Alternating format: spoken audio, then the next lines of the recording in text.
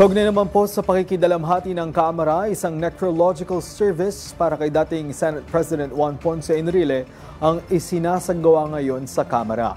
Kung ano-ano mang naging kaganapan ukol dyan, alamin mula kay Julian Bunag, una sa balita. Julian? Greg, pangunahin sa mga dadalo sa necrological service ni dating Senate President na si Juan Ponce Enrile ay ang kanyang pamilya, kabilang na ang ilang mga honor guide. Pagpasok sa main hall ng Kamara, bumungad na ang larawan ng veteranong mambabatas. Sa loob naman ng plenaryo, ilang mga bulaklak ang inorganisa ng Kamara kung saan ilalagay naman sa gilid nito ang larawan ng dating mambabatas. Naging bahagi ng mababang kapulungan si Enrile noong 1992 hanggang 1995 bilang unang kinatawan ng distrito ng Cagayan.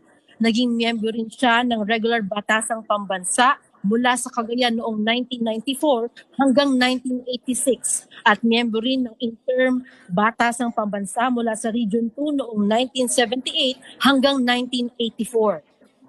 Greg, bilang bahagi ng tribute to a lifetime public stewardship sa Kamara, inaasahang magsisimula na ilang oras mula ngayon ang nasabing pagtitipon dito sa Kamara.